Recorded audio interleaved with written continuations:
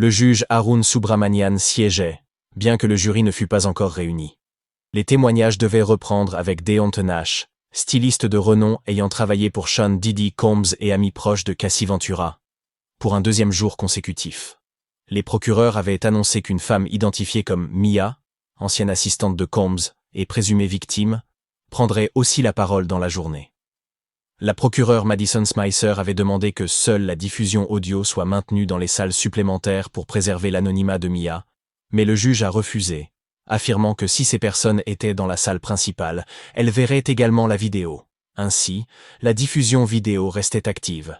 Deontay Nash est revenu à la barre, tandis que le jury délibérait. Xavier Donaldson, l'avocat de la défense, poursuivait son contre-interrogatoire.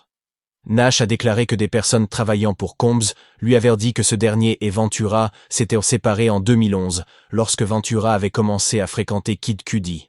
En 2015, alors que Ventura tournait un film en Afrique du Sud, Nash avait spontanément proposé de la mettre en contact avec Michael B. Jordan. « Oui, je l'ai mise en contact avec Michael B. Jordan. Je sais où on veut en venir », a-t-il témoigné. « Il va bien, elle va bien. Enfin, pourquoi pas ?» Le juge Subramanian a dû rappeler plusieurs fois à Nash d'attendre les questions avant de répondre. Nash a ensuite affirmé que la rupture entre Ventura et Combs avait eu lieu lorsqu'elle était en Afrique du Sud, après avoir appris que Combs avait été vu publiquement avec Gina, une ex-petite amie selon le témoignage. Donaldson a montré une série de SMS échangés entre Nash et Ventura à cette époque. Dans l'un d'eux, Nash écrivait « Ignore-le ». Interrogé sur ce message, Nash a répondu « Je ne me souviens pas du contexte, mais je suis sûr que votre client nous contraignait ». Nash a affirmé que Combs avait contacté Ventura, et lui-même, après avoir appris que Ventura parlait avec Michael B. Jordan.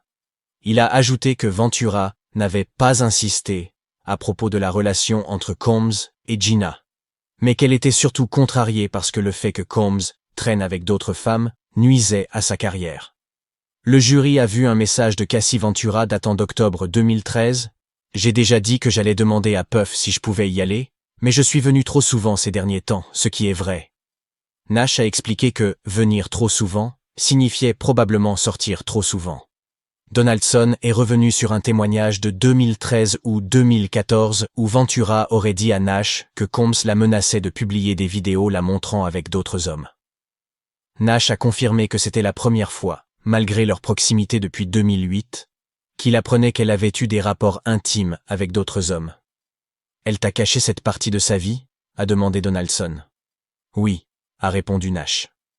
Ce témoignage de Nash a été qualifié d'essentiel par Areva Martin, avocate et analyste juridique pour CNN. Nash a raconté avoir entendu Combs menacer Ventura au sujet de vidéos à caractère intime, ce qui, selon Martin, est un élément clé de l'accusation. L'accusation doit prouver que Cassie Ventura a été forcée, contrainte à se livrer à des actes intimes tarifés, a-t-elle déclaré. La défense soutient qu'elle y a participé volontairement pour faire plaisir à Combs et parce qu'elle l'aimait, mais cela contredit cette théorie. Nash, assigné à témoigner, a été décrit comme un témoin crédible. Il a affirmé avoir entendu Combs menacer de ruiner la carrière de Ventura et de retarder la sortie de ses mixtapes si elle refusait de participer aux freak-offs. Nash a déclaré qu'après discussion avec Ventura, il savait qu'elle refusait souvent, mais qu'elle s'en sentait pourtant obligée. Martin estime que la défense continuera d'argumenter que Ventura était capable de prendre ses propres décisions et qu'elle avait consenti à ses rapports. Donaldson a ensuite mis en doute la cohérence du récit de Nash concernant la fête du 29e anniversaire de Ventura.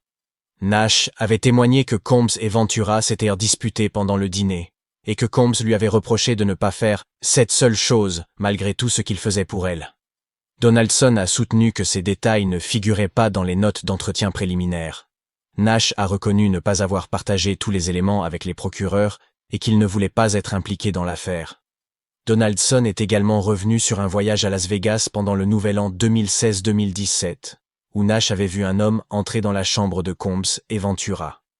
Nash a confirmé qu'il avait quitté la pièce après que Ventura lui avait dit que Combs voulait inviter un autre homme. « Vous n'étiez donc pas inquiet pour sa sécurité ?» a demandé Donaldson. « Je l'ai toujours été », a répondu Nash. « Mais dans cette situation, vous avez quand même quitté la pièce ?»« Oui », a dit Nash. Nash a affirmé qu'il avait arrêté de travailler avec Combs en 2018. bien qu'il soit resté en contact. Il a précisé « Je n'ai jamais parlé à Monsieur Combs » et il n'a pas posé de questions sur Cassie. Le jury a vu des messages échangés entre Nash et Combs en janvier 2019. Nash avait envoyé de l'amour à Combs, qui avait répondu « Ouais, c'est vrai ». Combs a ajouté « On était une famille », exprimant sa déception. Il a fait allusion à « l'entraîneur », une référence à Alex Fine, mari actuel de Ventura. « Franchement, comment va-t-elle ?»« Assurez-vous qu'elle va bien », écrivait Combs. Le contre-interrogatoire s'est terminé. La procureure Maureen Comey a brièvement repris la parole pour interroger Nash. Elle lui a demandé pourquoi il restait inquiet pour Ventura, même lorsqu'elle semblait heureuse avec Combs. « Cela peut passer de la joie au chaos en une fraction de seconde », a répondu Nash.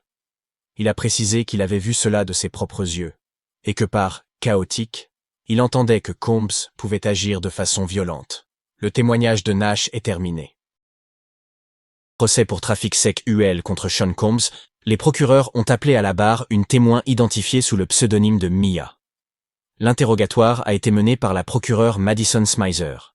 Le juge Arun Subramanian a précisé au jury que Mia témoignait sous un nom d'emprunt, mais que son véritable nom serait communiqué uniquement au juré. Une photo de son passeport indiquant son nom et sa date de naissance a été présentée sous scellé, visible uniquement par la cour. Mia a expliqué qu'elle avait commencé sa carrière dans le divertissement chez Marchesa, auprès de Georgina Chapman, puis en tant qu'assistante personnelle de l'humoriste Mike Myers. Elle a ensuite été embauchée par Sean Combs, pour qui elle a travaillé de 2009 à 2017, d'abord comme assistante personnelle, puis comme directrice du développement et des acquisitions pour Revolt Films. C'était chaotique, toxique, ça pouvait être excitant. Les hauts étaient vraiment hauts et les bas vraiment très bas, a-t-elle déclaré au sujet de l'environnement de travail avec Combs. Elle a affirmé que l'humeur de Combs, qu'elle appelait « puff », influençait l'ambiance quotidienne et qu'il changeait d'état d'esprit tout le temps. « Il m'a jeté des objets, il m'a plaqué contre un mur, il m'a jeté dans une piscine, il m'a jeté un seau à glace sur la tête », a-t-elle affirmé. Elle a également déclaré avoir été agressée sexuellement à plusieurs reprises par Combs. Elle avait environ 25 ou 26 ans lorsqu'elle a postulé pour travailler pour lui. Elle a raconté que lors de l'entretien d'embauche, elle s'était rendue dans son appartement avec le responsable des ressources humaines. Il a ouvert la porte en sous-vêtements. Le responsable nous a présentés et est parti. Puis, il m'a donné des vêtements. Elle a expliqué qu'on lui avait dit qu'elle travaillerait 40 heures par semaine, mais elle en faisait toujours plus. On lui avait promis un salaire de 55 000 $, mais elle a finalement touché 50 000 $. Je n'ai pas dormi pendant mes premières 24 heures de travail. Elle pensait que c'était exceptionnel pendant sa période d'essai, mais cela s'est avéré être la norme. Je ne dormais souvent pas pendant des jours. Elle se souvient d'avoir travaillé 5 jours d'affilée sans dormir, aidée par de l'Adderall à libération prolongée. Lorsqu'elle a fini par craquer et pleurer de manière incontrôlable, Combs lui a dit « Tu peux aller dormir ».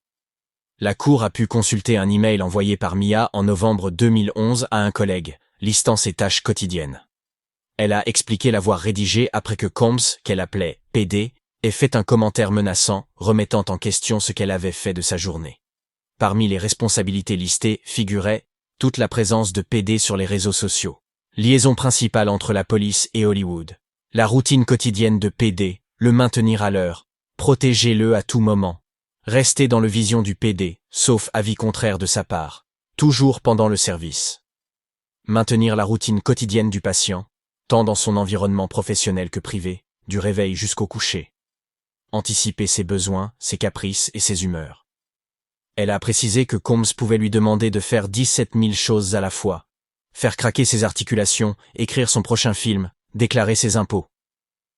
Mia vivait à New York, mais ses colocataires plaisantaient. « On vit avec un fantôme ». Elle voyageait constamment avec Combs et logeait soit avec lui, soit dans un logement pour le personnel. Elle a déclaré qu'elle n'avait pas le droit de quitter sa maison sans son autorisation. Elle se souvient d'un épisode en 2009 ou 2010. Après que Combs se soit endormie, elle est sortie discrètement. Elle a ensuite été appelée par la sécurité. Ils m'ont dit que Combs les avait envoyés pour me retrouver. J'ai eu de gros ennuis.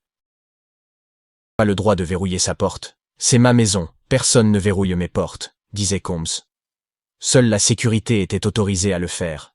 La chambre d'un des agents de sécurité contenait le système de caméra de surveillance.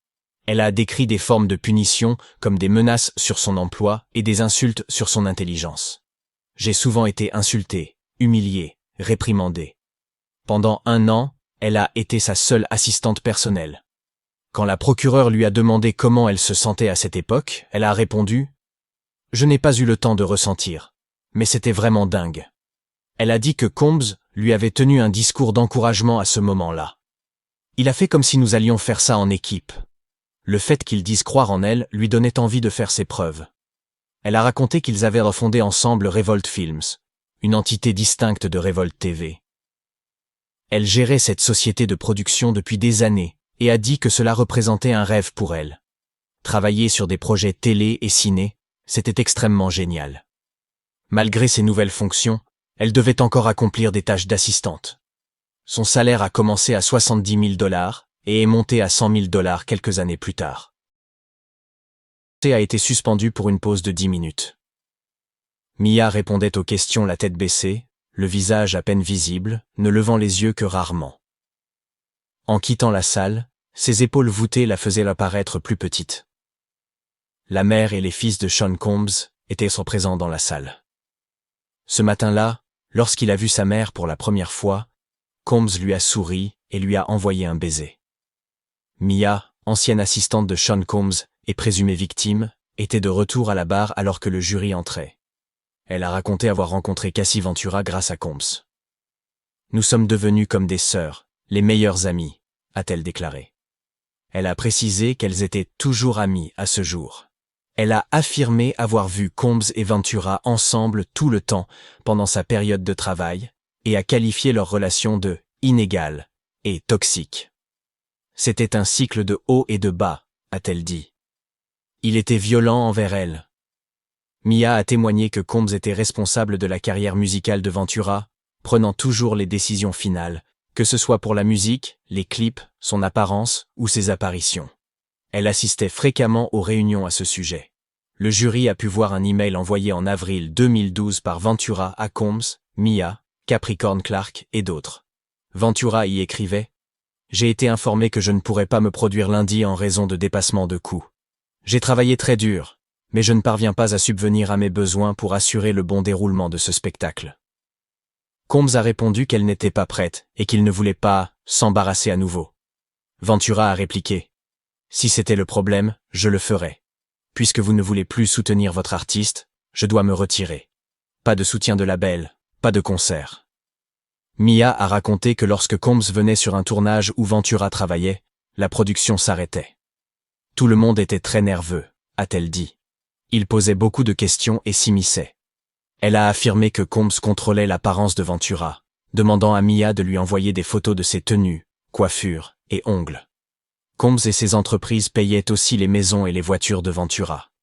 Il confisquait régulièrement des objets à Ventura, comme sa voiture ou ses bijoux, lorsqu'il était en colère. Mia passait beaucoup de temps avec Ventura, souvent pour la surveiller. Elle n'avait pas la liberté d'aller où elle voulait.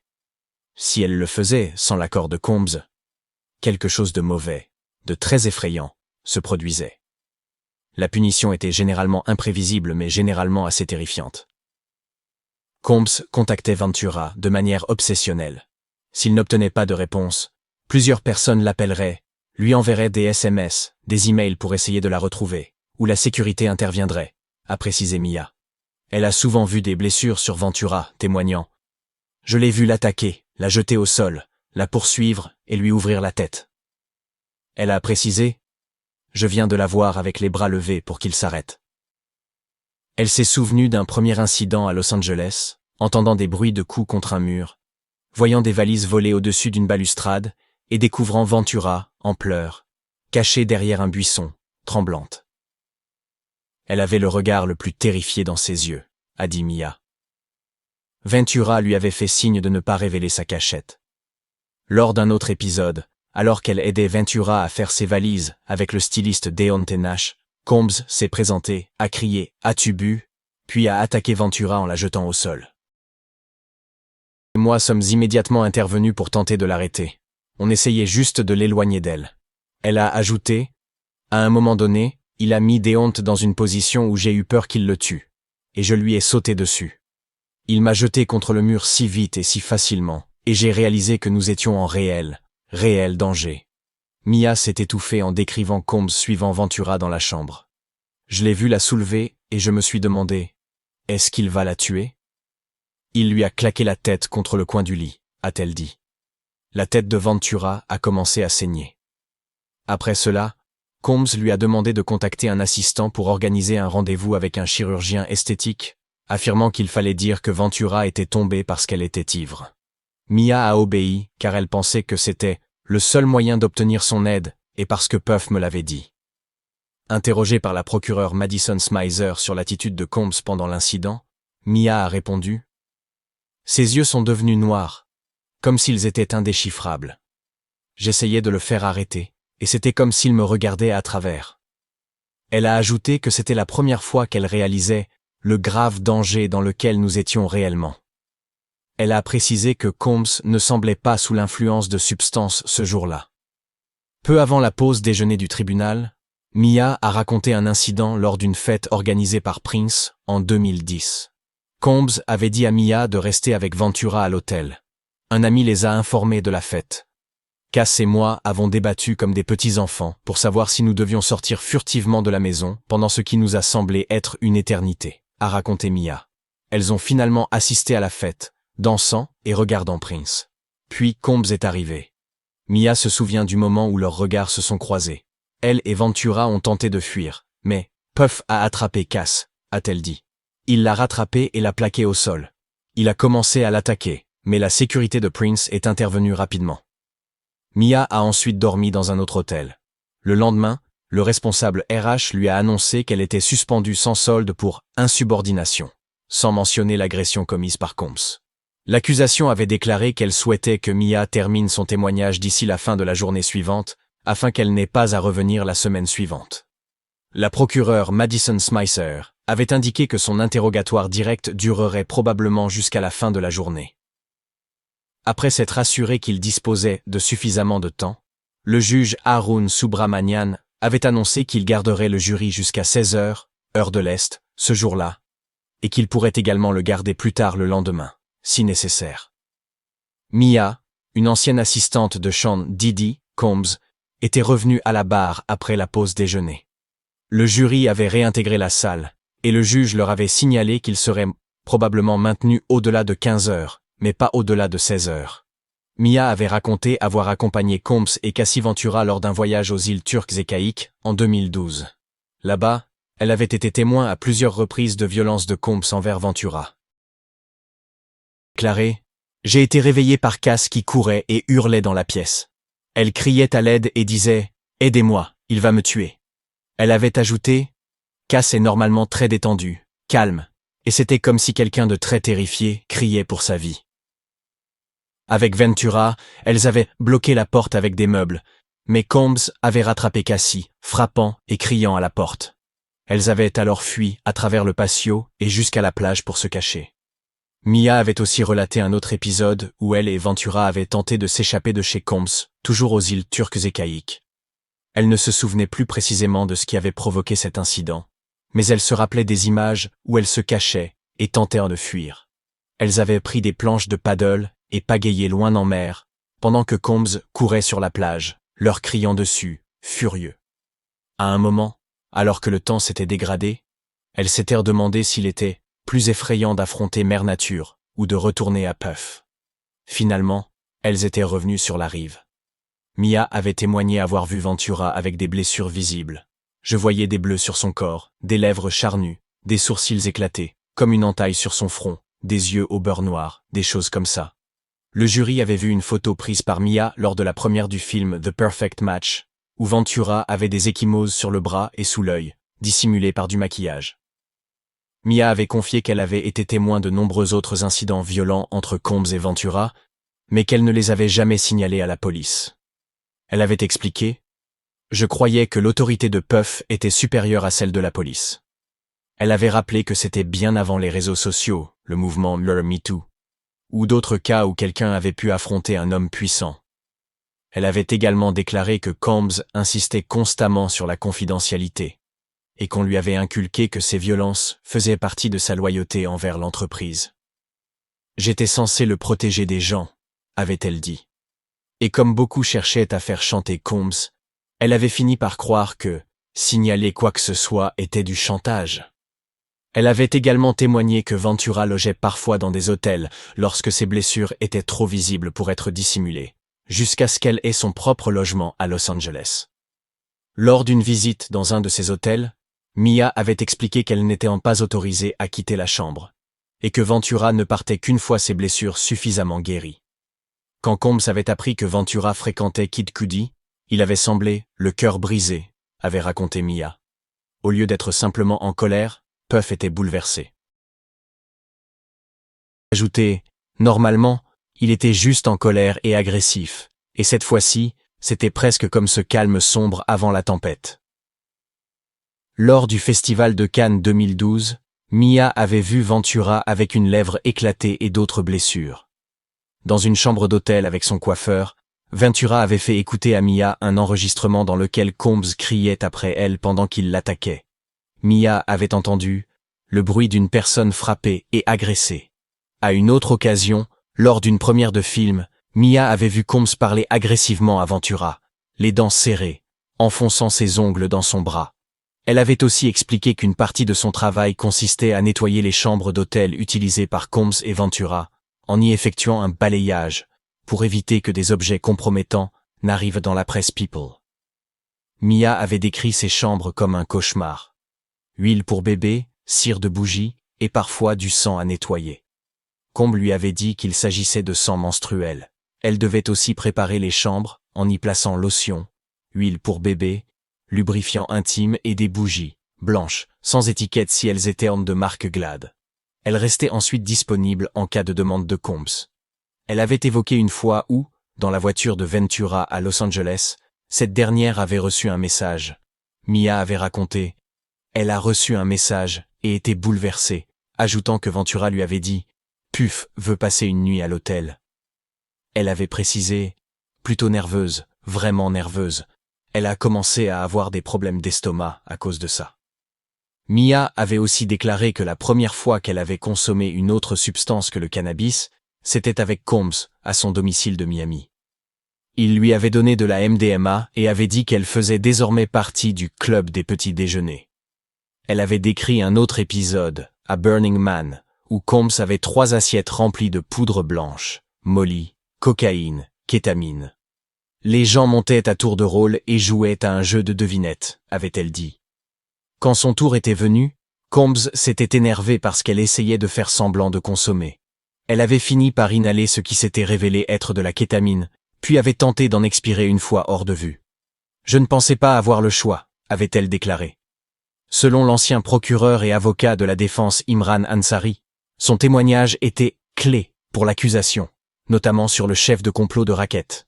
Il avait expliqué que ce que Mia avait déclaré corrobore les témoignages de Ventura et du styliste Deontay Nash. Cela permettait de dépasser le « il a dit, elle a dit » et de dresser le portrait d'une entreprise où régnait coercition, contrôle et dysfonctionnement. Cela donne au jury une idée, une image que Diddy était complice et conspirait dans les accusations de racket, et celle-ci allait au-delà de simples actes individuels, mais constituait un modèle de conduite, avait affirmé Ansari. Mia avait aussi raconté que Combs alternait entre la traiter comme une amie proche, une collègue, puis comme une mère de sans valeur. Il m'humiliait, m'insultait, se lançait dans de très longs discours sur mon incompétence et ma stupidité, menaçait mon emploi, avait-elle dit. Il savait qu'elle souhaitait travailler sur des projets audiovisuels via ses sociétés Revolt, et n'hésitait pas à lui retirer des projets ou à la priver de crédit lorsqu'il était en colère.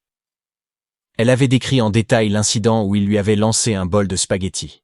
Il s'était énervé parce qu'elle avait voulu passer brièvement par sa chambre avant d'aller chercher des invités, comme il le lui avait demandé. Il l'avait humiliée devant plusieurs personnes avant de lui lancer le bol, qui avait atterri à côté d'elle. Elle avait couru pieds nus et s'était cachée dans un buisson avant de finir la nuit dans un hôtel. Dans un autre épisode, Combs lui avait jeté un ordinateur à la tête dans sa caravane sur le tournage d'un clip à Los Angeles, furieux que le Wi-Fi ne fonctionne pas. Mia avait témoigné Il m'a interrompu et a commencé à me crier dessus que je ne devais pas revenir ici avant d'avoir trouvé le Wi-Fi moi-même. Quelque chose comme « Je m'en fiche si tu dois appeler Bill Gates ». Puis, il m'a jeté l'ordinateur à la tête. L'ordinateur l'avait manqué de peu. Elle avait pensé « Waouh, il voulait me frapper ». Elle s'était alors cachée derrière un fourgon. Elle avait confié s'être sentie terrifiée, humiliée et embarrassée. Et souvent, après de tels accès de violence, elle se demandait s'il y avait quelque chose qui n'allait pas chez moi pour le mettre autant en colère. La journée s'était conclue par une brève pause, et la procureure Madison Smizer avait annoncé qu'elle ne terminerait pas l'interrogatoire ce jour-là, mais qu'elle le conclurait le vendredi matin. Juste avant la pause, l'ancienne assistante de Sean Combs, identifiée au procès sous le pseudonyme de Mia, a livré un témoignage lourd et détaillé, chargé d'émotions. Elle a raconté un épisode marquant. Un jour, alors qu'il se trouvait au bureau de production de Combs, ce dernier aurait saisi son téléphone avant de s'enfuir, refusant de le lui rendre. En essayant de le récupérer, Mia affirme avoir été blessée, son bras heurtant violemment la porte des toilettes, alors qu'elle poursuivait son patron. Elle était terrifiée à l'idée qu'il découvre un message critique à son sujet. Plus tard, Combs lui aurait lancé « J'ai envoyé toutes tes photos compromettantes sur mon téléphone, au cas où tu aurais quelque chose sur moi. » À la barre, Mia a expliqué au jury qu'elle avait dû demander de l'aide via un email après l'incident, se retrouvant sans téléphone. Interrogée sur l'absence de détails dans ce courriel, elle a précisé qu'elle n'évoquait jamais la violence par écrit, choisissant plutôt de raconter ses faits de vive voix. Sa voix s'est abaissée à un murmure lorsqu'elle a affirmé que Combs l'avait agressée sexuellement à plusieurs reprises. Le premier incident, selon elle, s'est produit lors du 40e anniversaire du producteur, dans un hôtel à New York. Il l'avait complimenté sur son travail, lui avait offert 2 injections, puis l'avait embrassé contre un mur. « J'étais figée, incapable de comprendre ce qui se passait », a-t-elle déclaré. Elle se souvient de s'être réveillée plus tard, assise sur une chaise, le soleil levant éclairant la pièce. Elle pensait que c'était un accident isolé, qu'il était ivre, et ne comptait en parler à personne. Mais d'autres épisodes ont suivi. Une fois, alors qu'elle apportait les sacs de Combs dans son appartement, il lui avait demandé de rechercher quelque chose sur un ordinateur. Il s'était ensuite rapproché d'elle d'une manière qui l'avait mise profondément mal à l'aise. Elle avait prétexté aller aux toilettes pour quitter l'appartement discrètement. Le témoignage de Mia s'est poursuivi avec des souvenirs plus sombres. En 2009 ou 2010, alors qu'elle dormait dans la maison de Combs à Los Angeles, il serait monté sur elle pendant la nuit. « Je me suis réveillée avec son poids sur moi », a-t-elle dit.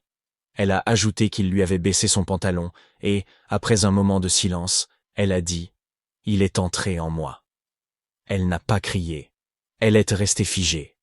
C'était rapide, mais j'ai eu l'impression que ça durait une éternité. Une autre fois, elle se trouvait dans le placard de Combs en train de préparer un sac quand il l'aurait agressée à nouveau. « Je me sentais comme une ordure », a-t-elle dit. Elle a affirmé qu'elle n'avait jamais désiré de relations sexuelles avec lui, ni même initié de contact intime. Les agressions étaient sporadiques, imprévisibles, souvent lorsqu'il n'avait pas de petit ami. Elle a décrit une dynamique sans limite. Être dans sa chambre à toute heure, lui parler pendant qu'il était aux toilettes, semblait normal. Mais après chaque agression, elle reprenait son travail comme si de rien n'était. Elle ne disait jamais non, car, selon elle, elle ne pouvait pas le faire, même pas pour un simple sandwich. Mia a raconté avoir vécu dans une peur constante. Combs aurait menacé de ruiner sa réputation, de déformer les faits, de la licencier. Il lui aurait même demandé de témoigner en sa faveur si l'une de ses autres assistantes intentait un procès. Elle se sentait piégée, effrayée et désespérée, incapable de faire appel aux ressources humaines qu'elle décrivait comme un outil punitif utilisé par Combs.